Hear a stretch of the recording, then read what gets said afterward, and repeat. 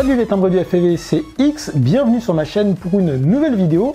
On va donc continuer aujourd'hui notre série de vidéos sur le long range. On a fait le build, on a ensuite fait la partie étanchéification. Aujourd'hui on va faire la partie paramétrage avec l'Heliospring. Alors pourquoi j'ai choisi une Heliospring? Vous savez que je suis un extrémiste de Flight One.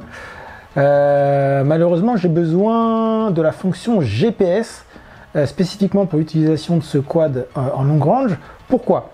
Pour pouvoir afficher les coordonnées GPS sur l'OSD ou sur l'écran de mon Crossfire, ou bien même dans le log de la Taranis si jamais je crache loin et que je ne sais pas où est mon quad.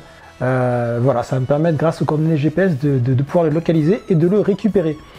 J'ai aussi besoin du GPS pour la simple et bonne raison que le but de ce quad c'est de pouvoir voler loin. Imaginons que je suis à 3 km, que je me crache, ou même pas, il n'y a même pas besoin de se cracher. Imaginons que je suis à 3 km, que j'ai perdu tout repère visuel et que je ne sais pas comment revenir. En fait, dans mon OSD, j'ai une flèche qui va indiquer ma direction, ce qui va me permettre de pouvoir revenir à mon point de départ sans risquer de me perdre parce que j'ai perdu mes repères visuels. Donc voilà. Mis à part cela, sinon j'aurais pris une carte Revolt OSD et j'aurais mis Flight One dessus. Malheureusement, la partie code pour la gestion du GPS est en cours, elle n'est pas encore terminée. Donc voilà pourquoi j'ai choisi la Heliospring. Et puis ça va être une occasion de tester le FU mode dont on entend parler partout, qui est apparemment fait qu'on peut voler avec des hélices complètement tordues, nickel, sans une once de jello. Donc voilà, je suis aussi un peu curieux de tester ça. Mais écoutez, on va passer directement au paramétrage. Alors, précision importante, je ne connais absolument pas du tout l'écosystème Butterflight avec la Heliospring, donc je vais découvrir en même temps que vous. Voilà, on va voir comment on fait les différents flashs, on va voir si c'est user-friendly, si c'est facile à utiliser, facile à installer. Et voilà, ça va être une découverte. On va vraiment découvrir tout ça ensemble. Écoutez, on va pas tarder plus et on part directement sur l'atelier avec le quad et on va mettre tout ça en place. C'est parti.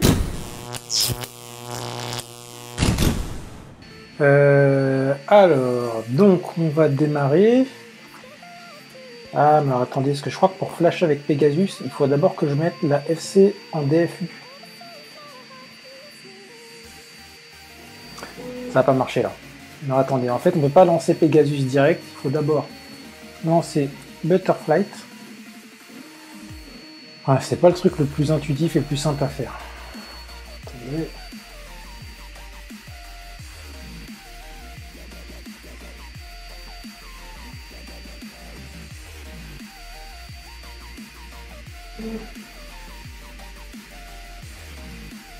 Il y avait un truc à rentrer dans le CLI.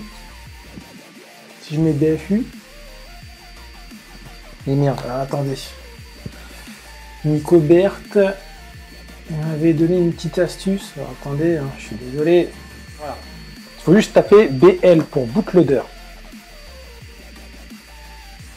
Voilà, la carte se met en mode DFU. Voilà, on voit ici là, DFU. Donc là, je peux quitter ça. Je peux lancer Pegasus en 2.0. Sur où là, mon Mac il est bancal. Je vais mettre une petite cale. Voilà, donc là il a reconnu la carte. Alors, select target. On a la Heliospring. Attendez. Select firmware. On va se mettre en Parasflight, Butterflight, parce que j'ai envie de profiter du GPS. Select target. Donc on a nous la Heliospring. Voilà. Une version 3.6.2 Heliospring. On va faire un erase et flash.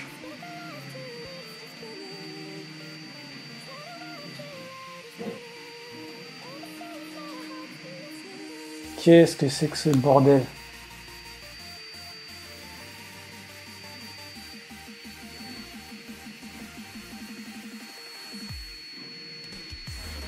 Ah non, c'est bon.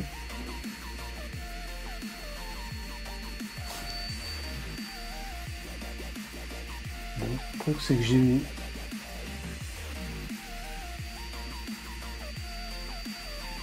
Bon, bah, écoutez, j'en sais rien. Hein. On va attendre. Hein.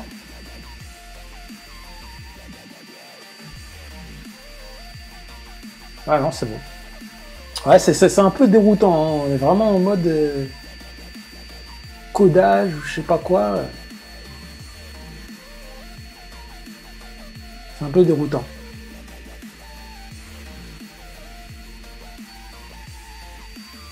Bon. Écoutez, ça a l'air de coder. Sans de coder, d'enregistrer. C'est ce qu'on veut.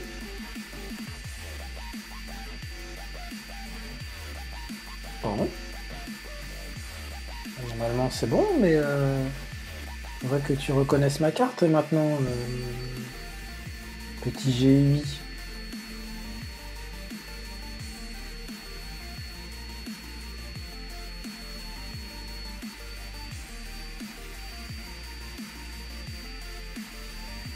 Je vais vérifier un truc.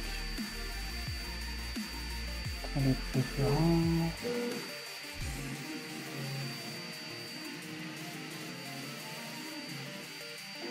Bon, ok. On va déconnecter et reconnecter. Hein. Normalement, c'est bon. Parce que là, il ne reconnaît pas la carte. Donc,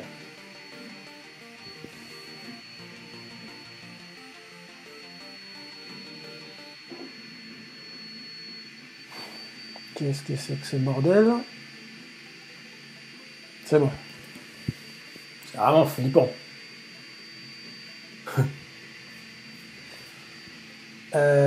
Alors.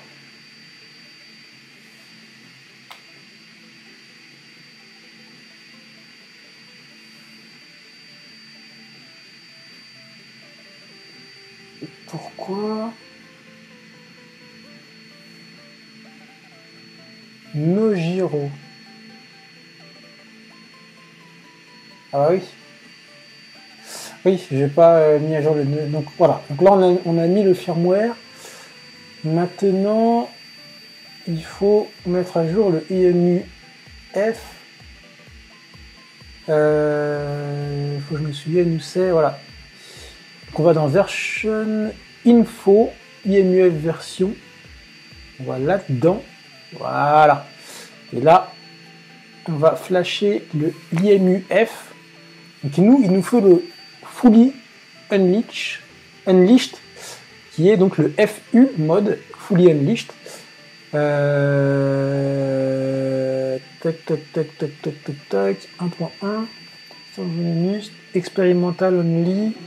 On va éviter de faire des trucs expérimentaux. Alors, attendez, je regarde. Ouais, c'est ça, ça va du moins avancé au plus avancé, donc normalement c'est celui-là. Target IMUF, c'est bien ça. Tac, tac, tac, tac, tac. Écoutez.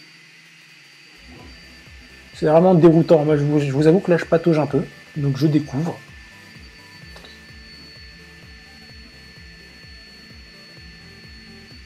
Voilà. Là, il fait son micmac. Très bien. Bon. Ok, ok.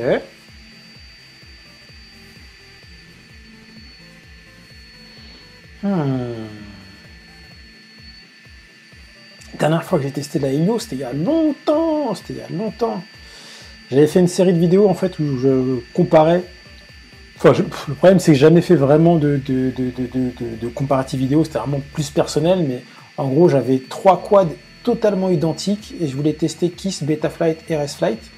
À un moment j'ai monté une Helio qu'on m'a prêté dessus, mais seulement quelques vols. Donc j'avais pas vraiment eu le temps d'avoir un, comment dire, un avis à long terme quoi. Donc là, ça va être l'occasion de tester vraiment. Et là, maintenant qu'on a flashé l'IMUF, ça marche. Et tout est bon. Ok. Bon bah c'est nickel. Non, on s'en fout. Orientation. Alors ça, ouais, en fait, c'est C'est un petit peu comme dans Flight One, hein. C'est l'assistant d'orientation, mais non, normalement je suis bon. C'est quoi ça? No flat. Ah ouais, il met quand c'est pas à plat, on peut pas armer apparemment. Ok. Écoutez, on va faire. J'étais bon, ça tournait dans le bon sens. Normalement, j'avais pas besoin de le faire, mais bon. On va faire toutes les étapes.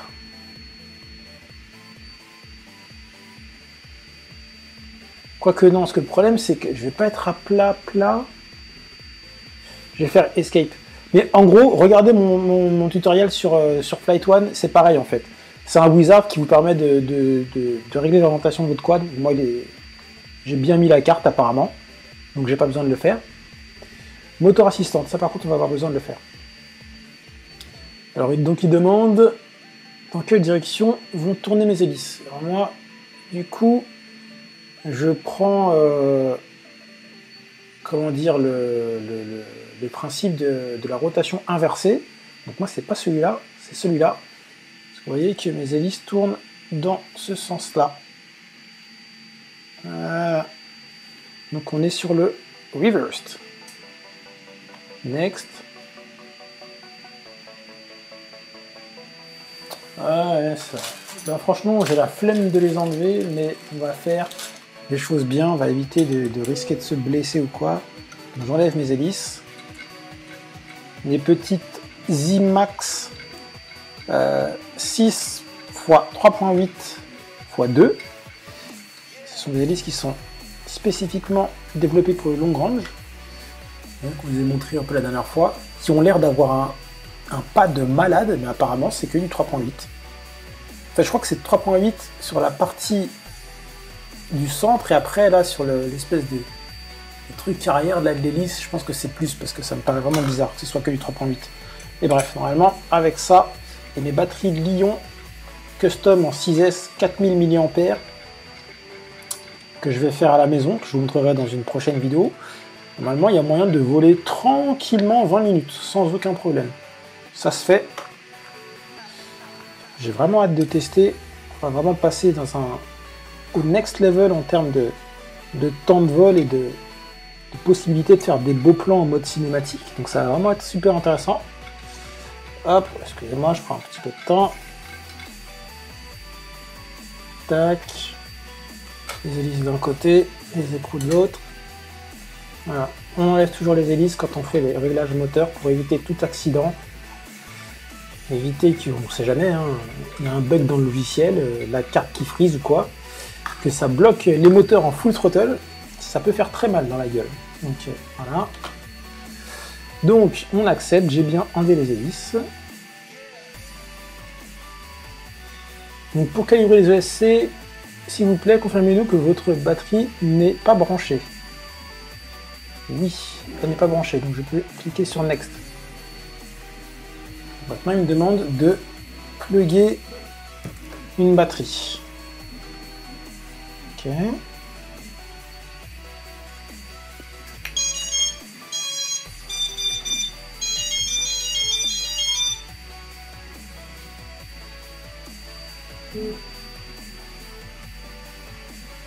Ok, donc là, Next, ça fait les bruits de calibration.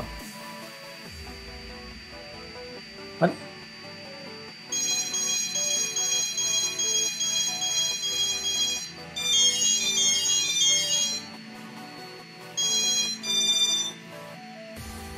Là, c'est calibré. Donc là, maintenant, on me demande de vérifier que mes moteurs sont bien mappés. Donc, je clique sur un moteur pour vérifier... Enfin, en fait, je clique sur un moteur et... Par exemple, le 4, je vérifie lequel tourne physiquement et je dois cliquer sur celui qui tourne physiquement. Par exemple, on va faire spinner le moteur 4. C'est bien le moteur 4 qui tourne. Le moteur 2, c'est bien le moteur 2 qui tourne, dans le mauvais sens. Mais... Moteur 1, c'est bien le moteur 1 qui tourne, dans le mauvais sens encore. Et moteur 3, c'est bien le moteur 3 qui tourne, et dans le mauvais sens. Donc là, on est bon.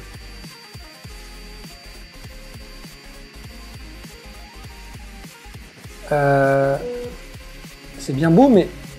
Ah, on peut pas changer le sens des moteurs dans le Wizard. C'est chiant, ça.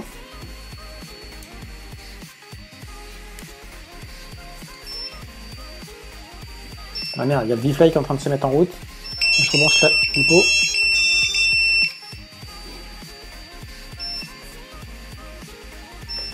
Et merde, alors attendez.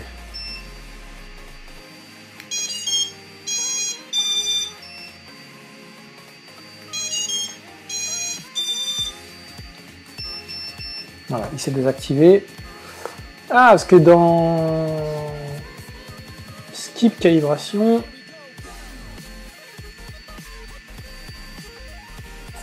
alors, ah, c'est pas comme dans Raceflight. Dans Raceflight, je peux changer le sens de mes moteurs directement. Dans le GUI, là, apparemment, non. On peut faire le mapping, vérifier que le mapping est bon, mais on peut pas faire le sens des moteurs. Et ça, c'est très très chiant, ça. Ah, peut-être ici, Motor and Layout. Show Motor Slider.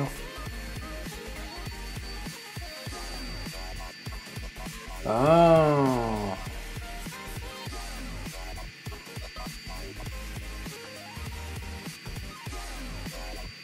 Ah, c'est très chiant, ça.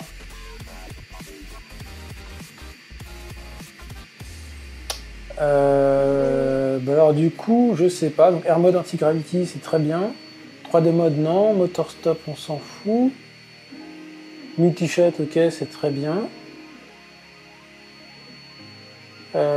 Quadix, ok. Bon, bah écoutez, on va passer à la suite. Pour le sens des moteurs, du coup, je sais pas. Je sais pas si je peux les inverser. Si je peux me connecter à BLLI 32. Ouais, sinon, par un passe-trou, je me connecterai à BLLI 32 pour inverser tous les moteurs parce qu'ils tournent tous dans le mauvais sens. Ce qui est un peu chiant. Bon. On va revenir au début. Et on va...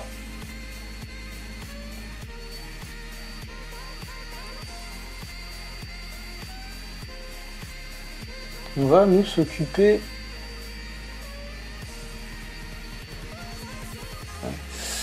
du récepteur. Pour cela, je vais décaler un peu le quad. Je vais prendre ma radio, ma petite X-Lite customisée, voilà, qui est dans sa petite boîte. On va rajouter... Bon, j'ai toujours deux antennes dans la boîte. Celle en mode T et la Diamond. Voilà. Je vais mettre tout ça là-dessus. On va allumer. Je vais mettre dans le mode CRSF et le mettre en mode bind. On va voir si ça... S'il reconnaît le récepteur. Normalement, il n'y a pas de raison. Voilà, je mets en mode CRSF. Hop. Mon Crossfire s'allume.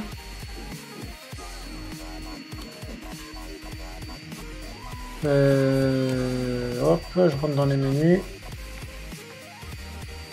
On met en mode bind.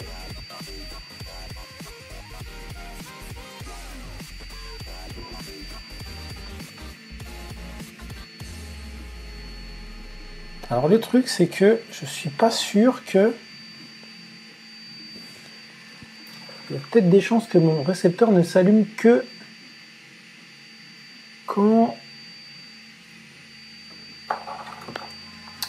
j'allume. Alors attendez, que quand j'allume, que quand je branche la lipo en fait. Donc pour binder, peut-être qu'en fait je branche. Pour que le Nano RX soit reconnu, il faut déjà qu'il s'allume.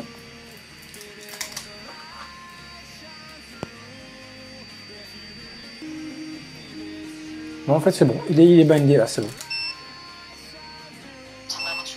Mais effectivement, mon récepteur ne fonctionne que quand j'ai la batterie pluguée. Ce qui est chiant, j'ai pas ça sur mes Revolt. Bon, on va relancer Pegasus. Mais merde, le V-Fly.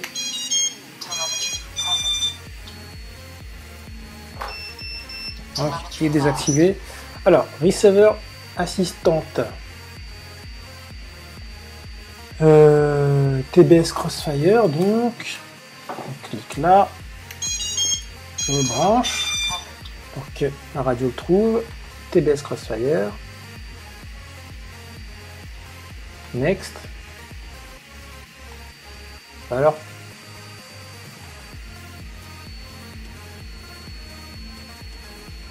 Il a retrouvé là?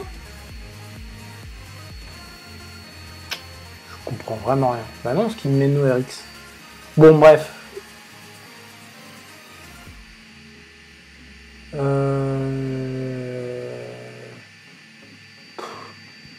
La vérité, je comprends rien, les amis.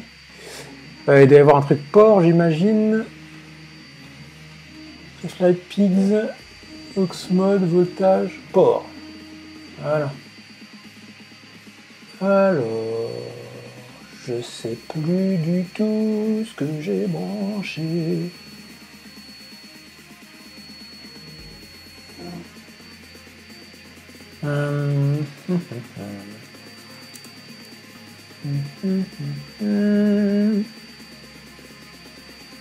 Ah, sur le 1, TX1, je crois que c'est le Crossfire.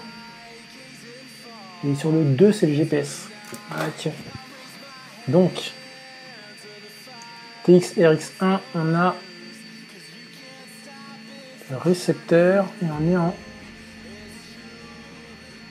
TBS Crossfire. Hop.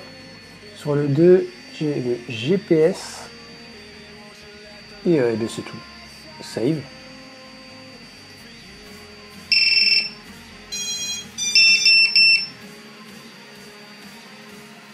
C'est flippant.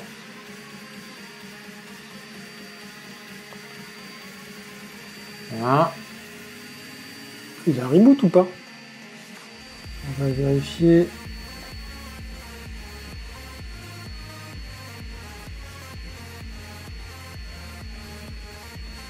No RX signal. Chier purée.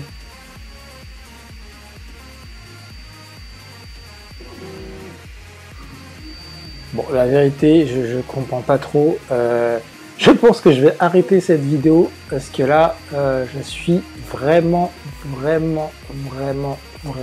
perdu. Je suis perdu comme jamais, les amis. Je ne comprends rien du tout.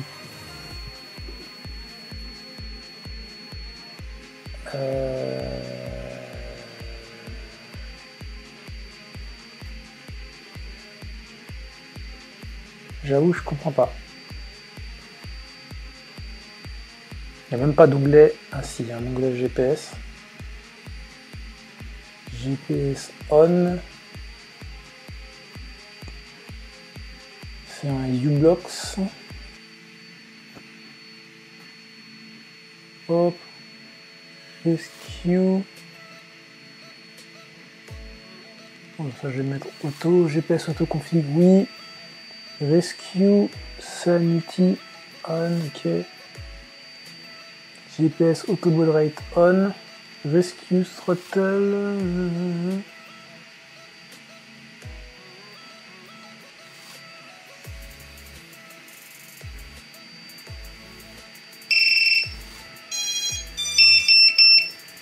Ok.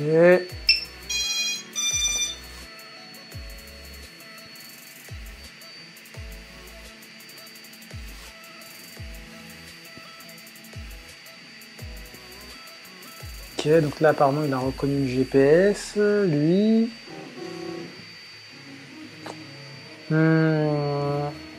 Juste, c'est ça que je comprends pas, c'est pourquoi j'ai pas...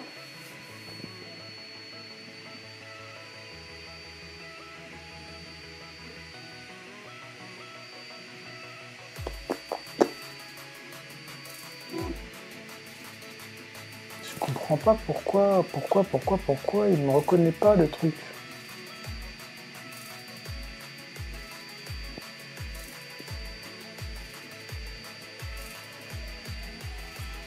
Analogique RSSI.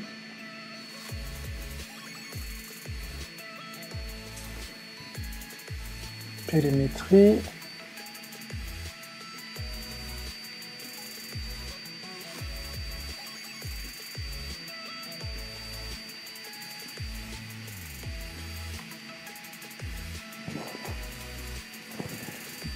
Faire un petit save.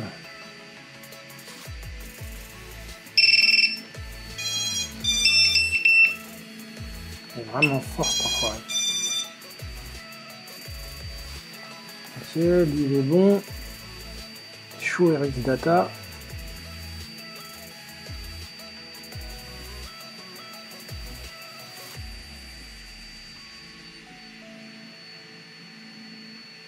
On va appeler ça long range.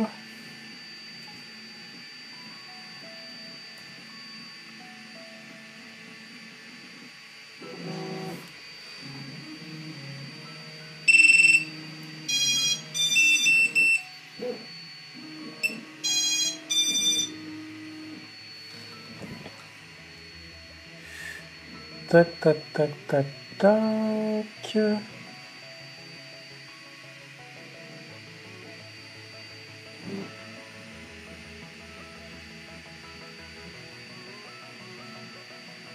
Bon, mais normalement, écoutez, on est censé être bon, mais je comprends pas pourquoi.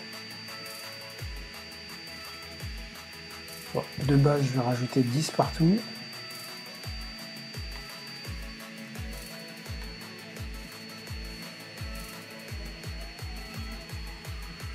TPA style, multi-shot, ok, ça c'est très très bien. Maintenant pour les rates.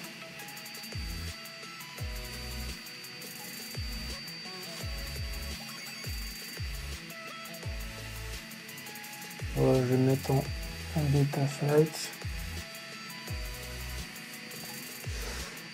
Je suis à 1,30. 80.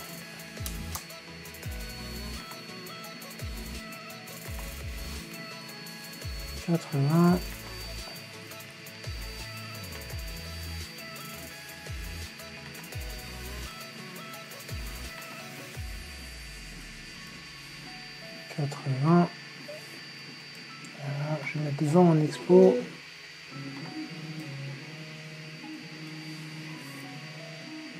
Pourquoi sur le yo? Qu'est-ce que c'est que ce bordel? Pourquoi mon yo il est aussi bas? Je comprends rien à ce truc.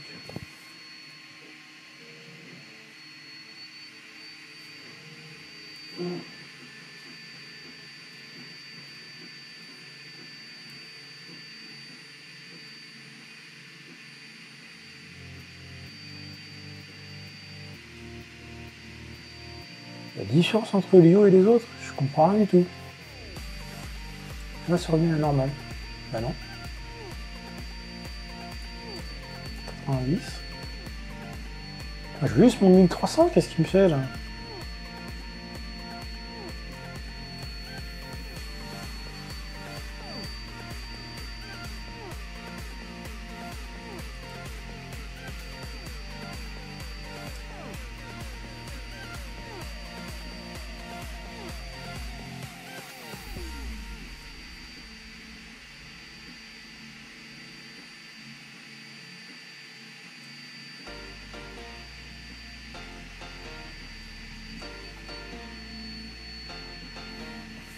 Ok.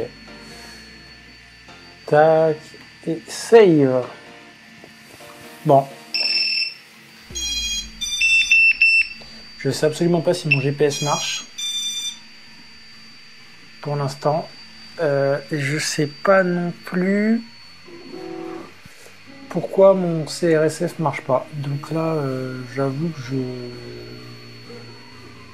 sais pas trop. Je sais pas trop quoi penser. Je suis un peu perdu.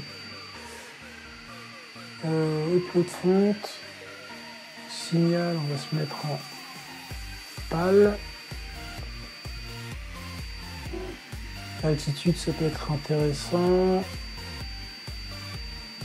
Average shale voltage, ça c'est intéressant aussi. Altitude, je vais la mettre là. Craft name aussi. Ah merde, il redémarre.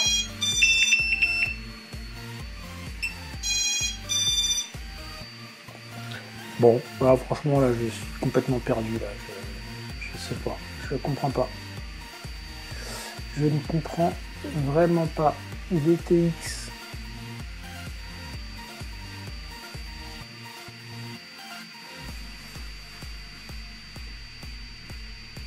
Je vais me mettre sur Race 1. Bitmode on disarm on.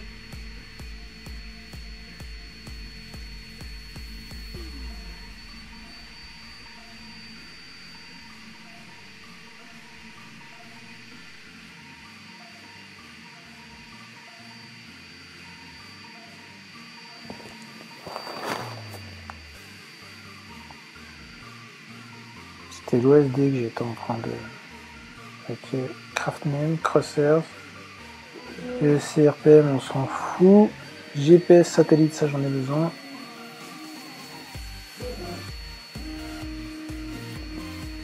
GPS speed, c'est toujours intéressant.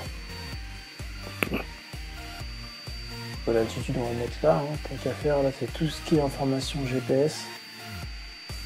Du coup, pas les mettre trop près du bord, on sait jamais. Les gestion pâle, la ITSC, des fois, c'est des trucs un peu chelous. Il me faut, voilà, ce que j'ai consommé. Heading value.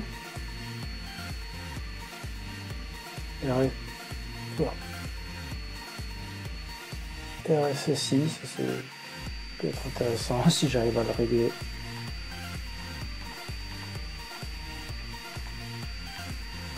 Un jour. Throttle aussi, je veux bien l'avoir. Voltage, bien sûr. Super important, d'ailleurs, on peut aller au-dessus. Là. Et il faudrait juste les ampères.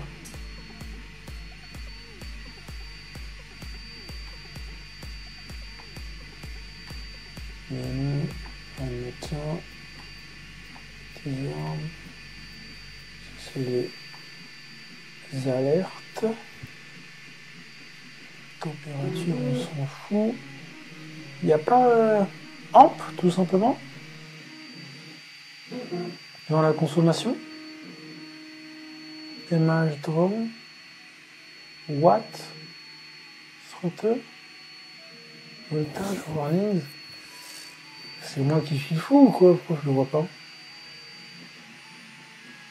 Home distance, ça peut être intéressant aussi. Et home direction surtout pour les longues grandes.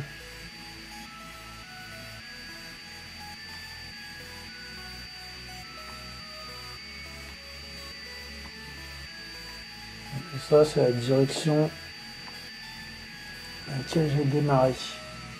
Ça, c'est important. Ah voilà. Current draw, ça, j'en ai besoin.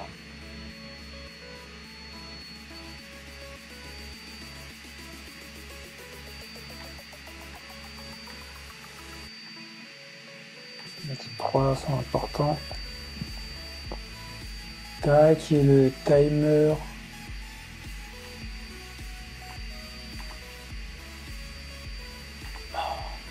Chiant ça. Ok, ça c'est le timer 1 qui va être un nombre, un montant d'armement. Alors comment, voilà, timer 1 on.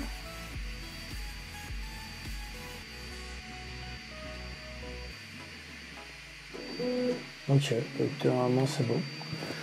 Bah il me reste plus que le GPS, je sais pas comment vérifier qu'il marche.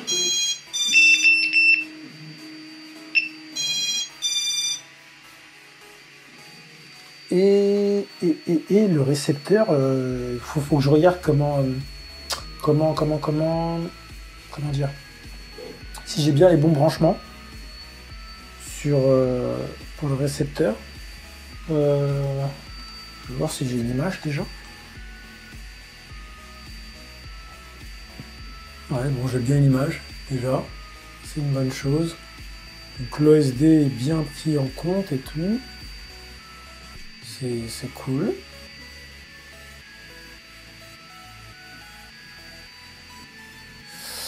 Par contre,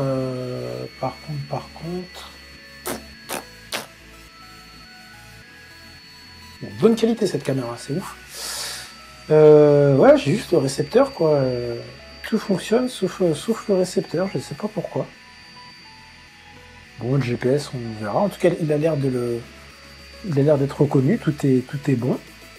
En tout cas, le GUI est moins performant que ResFlight. Hein. Je suis désolé, mais c'est beaucoup moins user-friendly que Flight One. Vous voyez, je suis un peu perdu là. Il y a des trucs que je ne comprends pas pourquoi ça ne marche pas. Donc, il faut que je me retourne vers la dock. Donc, au final, tout est OK. Le Crossfire ne marchait pas.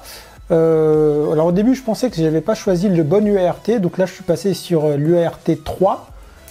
Donc là, ça marche. En fait, j'avais tout simplement inversé le TX et le RX. Donc voilà, en tout cas là sur l'UART3 tout fonctionne, c'est nickel. Pour changer le sens des moteurs, j'ai dû aller sur le GUI Bell Elite 32. Donc bon, moi je suis toujours sur Mac, donc j'ai une machine virtuelle PC pour pouvoir faire tourner le GUI Bell Elite 32.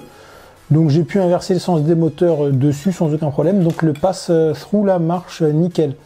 C'est pas comme sur Revolt, c'est un peu chiant, on doit flasher la carte avec un firmware Betaflight pour faire les réglages Bell Elite 32 et ensuite reflasher la carte en Flight One. Là au moins c'est transparent, c'est comme Beta, de toute façon c'est un fork de Beta. Donc voilà, il y a le pass-through marche directement. Donc écoutez, normalement là tout est bon, là le quad est prêt à voler, tout fonctionne. Voilà. Que dire de plus? Bon, je vous ai montré vraiment les fonctions de base dans le GUI, hein, parce que je le découvre en même temps que vous. Si vous êtes intéressé par monter un quad avec une Helio sous Butterflight avec le FU mode. Donc voilà, écoutez, on arrive à la fin de ce build. Je vous ai montré mes petites astuces pour rendre les quads étanches. On a vu un peu comment paramétrer un quad sous Butterflight. Dans la prochaine vidéo concernant le long range, déjà on va faire le made-in de ce quad là. Et avant, je pense que je vais vous montrer comment on fait des packs custom en Li-ion. Moi je vais me faire des packs 6S en Li-ion 4000 mAh. Donc on va pouvoir voler facilement 20 minutes. Donc voilà, je vais vous montrer comment on fait ses propres packs custom à partir d'accu Li-ion. Comme des 18650, moi ceux que j'ai choisi c'est des 21700, donc ils sont un peu plus gros, avec un peu plus de capacité. Mais voilà, donc je vais vous expliquer ça dans la prochaine vidéo concernant le long range. Voilà, on arrive à la fin de ce build. Bon, au final on a fini par y arriver. Comme vous avez pu le voir, j'ai un petit peu galéré. C'est vrai que je trouve que le GUI n'est vraiment pas simple à appréhender. Je le trouve... je vais pas dire qu'il est mal fait, mais je le trouve pas simple. Alors déjà, je trouve que Betaflight, là, plus ça avance, plus c'est une usine à gaz. Bon, Kiss, ça reste relativement simple. Pour moi, Flight One, vraiment, ils sont devant tout le monde en termes de facilité de paramétrage, tout simplement parce que, de toute façon, je vous l'ai montré dans la vidéo là où je paramètre Flight One de A à Z, c'est qu'on est pris par la main dans le sens où si on veut pas se prendre la tête, on suit toutes les étapes une à une et quasiment tout est automatique. On peut inverser le sens des moteurs, on peut remapper les moteurs automatiquement sans se prendre la tête sur les branchements, etc. Si on a des Bell ILS, on peut absolument tout faire sur les ESC depuis le GUI. Et si on a Bell Elite 32, malheureusement on ne peut pas changer le timing, etc. On ne peut pas flasher le firmware des ESC. Là, il faut passer par Bell Elite 32. Mais par contre, on peut changer le sens des moteurs. Donc si on ne veut pas se prendre la tête à régler ces ESC, on veut juste faire en sorte que Si on a soudé les moteurs un peu n'importe comment, si on veut faire en sorte que les moteurs soient dans le bon sens et qu'ils tournent dans le bon sens, ça on peut le faire directement dans le GUI. Donc ça c'est vraiment pratique. Voilà, donc là je trouve vraiment que le Pegasus en question, là, c'est pas super simple. En plus il faut se mettre en DFU avec le GUI Butterfly d'abord. Enfin, j'ai pas trouvé ça... Enfin, c'était pas compliqué, j'ai fini par y arriver, mais c'est vrai que c'est pas intuitif. Voilà, c'est ça le mot que je cherchais, j'ai pas trouvé ça intuitif. En tous les cas, là tout fonctionne, le GPS fonctionne, le Crossfire fonctionne, ça arme, j'ai fait un petit test d'overing dans mon salon, il n'y a pas de souci, tout marche. Donc là, il ne reste plus qu'à tester, on va se faire une petite session Made and Flight, et puis on va voir comment ça vole. Eh bien, c'est l'heure de vous quitter. J'espère que cette série de vidéos vous plaît. Si c'est le cas, n'hésitez pas à mettre un petit pouce bleu, à mettre des commentaires si vous avez des choses à dire, des suggestions, ou n'importe quel commentaire si vous voulez qu'on interagisse. Abonnez-vous à la chaîne si ce n'est pas encore le cas. Là, la chaîne grossit, c'est incroyable. C'est vraiment ouf. Je suis assez impressionné de l'engouement que vous portez à mon travail, donc c'est vraiment cool. Ça pousse à faire plein de trucs. Là, je vous prépare vraiment plein de trucs. D'ailleurs, si vous voulez être un petit peu mis au courant à l'avance, parce que c'est vrai que les vidéos, il faut les tourner, il faut les monter, ça prend quand même un certain temps.